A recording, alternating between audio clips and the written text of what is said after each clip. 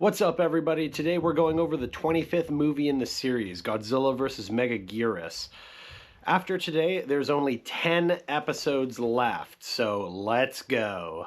Hey everybody, thanks for watching. I'm Jared Fearing. I'm a lifelong Godzilla fan and a big fan of Halloween. And nothing says Halloween like monster movies. So this year, for the month of October, we're going to review every single Godzilla movie from Gojira all the way to Godzilla and Kong the New Empire.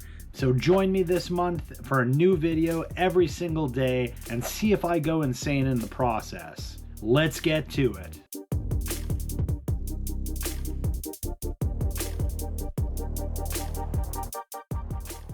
Now, a lot of what I said about Godzilla 2000 unfortunately can be applied to this movie. It's even the same suit, as far as I know. And that already bodes poorly because I hate this suit. I think it looks super fake. I don't like it at all. But if you want to hear me rag on the suit more, just go back and watch the Godzilla 2000 movie. Godzilla vs. Megaguirus does have some more redeeming qualities that I do like about it. Even though I feel like there's a lot of things that are problematic here, I feel like we're starting to move back into kind of cool stories. And like I mentioned in Godzilla 2000, these Millennium era films are like an anthology. They all kind of create their own timeline. They're all standalone film. And with that knowledge in place, this movie creates its own timeline where Godzilla in 1954 kind of happened. However, the oxygen destroyer was not used. And Godzilla has been kind of an intermittent problem. He attacked a reactor in the 60s and then again in 1996, and he disappears for a while and comes back. There's a whole storyline about plasma energy in this movie, and it doesn't...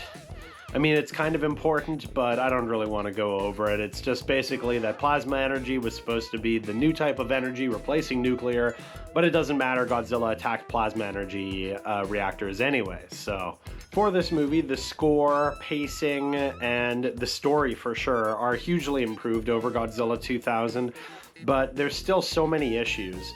And as I already freaked out for an entire video on in Godzilla 2000, the CGI problem continues here. It's used way too much and it makes things look really bad and just cheap, honestly. Now, if you've ever watched Ultraman, Ultraman is a television show for the most part. There are movies, but they're usually like TV movies, and then there's the theatrically made Shin Ultraman, but I'm not talking about that. I'm talking about the series. And the series is cheaper because it's made for TV. And so oftentimes there will be miniatures that are like kind of hollow or a little bit less detailed, and that's a bit more understandable for a program like that because, again, it's a TV show, so the budget is not nearly as big. They do use CGI, and I don't love the CGI for Ultraman either, but it's more understandable because it's a cheaper production. Okay, now that we've got that out of the way, there's no excuse for what we see in this movie, which is exactly that. We see CGI being used all over the place, and it looks significantly cheaper. But not only does the CGI kind of like cheapen the look of the film, we also have worse miniature work. Some of the miniatures in this movie are laughable. Which is really unfortunate because that sells kind of the illusion that these are giant monsters, is that the miniature work is usually so good. So it's very unfortunate here. That like Godzilla lip ring design that I already freaked out about in the previous video, so I won't do it again. It's just so bad, and it seems even more prevalent here, even though I'm pretty sure this is the same suit. Maybe it has to do with the lighting.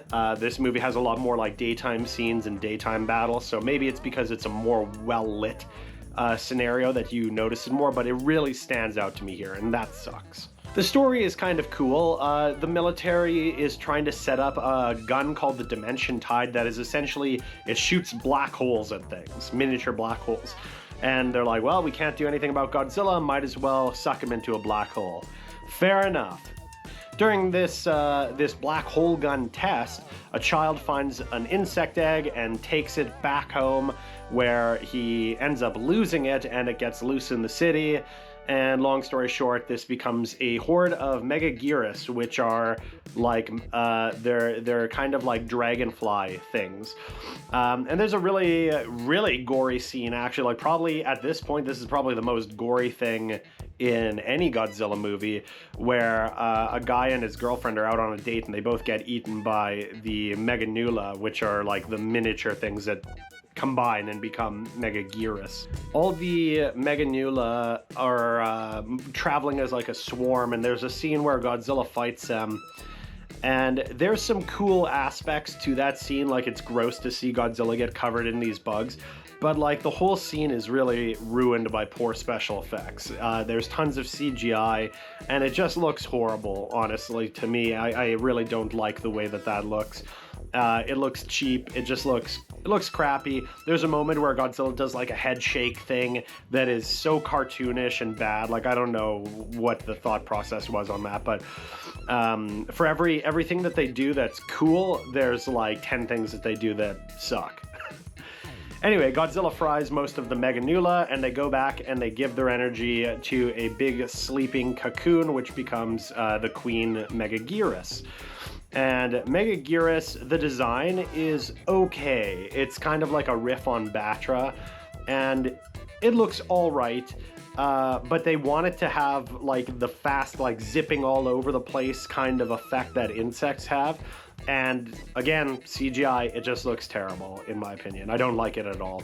And you know, these movies can't be perfect, and if you've seen them again and again, especially the Showa era, there's certain things that you will notice. You can notice strings, you can notice other things like that.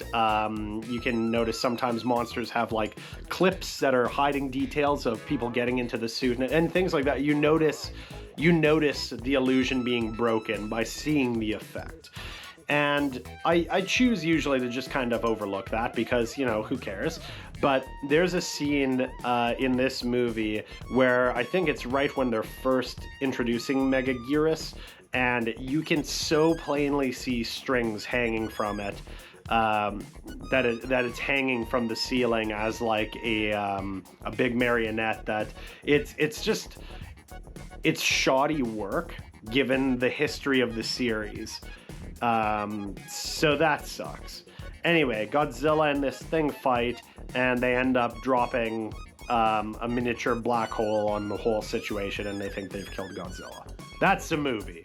It ends with everybody thinking that Godzilla has possibly been exterminated, and then I think this is the first movie with like a post-credit scene. I might be wrong about that too, but there's a post-credit scene where you hear Godzilla roar, indicating that he's not dead and that the Dimension Tide didn't get him. So that's kind of cool, I guess. But overall, for everything that they did in the right direction, there's like 10 things that take it back in the wrong direction. Between Godzilla 2000 and Godzilla vs. Megaguirus, I think these are the two worst movies in the entire franchise, aside from, in the last video, I said that Godzilla 2000 was the second worst video. In my opinion, I think the worst Godzilla movie of them all is All Monsters Attack. And I'm sure I'm not alone on that. And the reason being is that is largely a clip show. It is largely stock footage mixed with like a storyline about a kid. It's not good. It's not made for adult audiences. It's legitimately like an after-school special for kids. So I'm sure I'm not the only person who thinks that that's the worst one.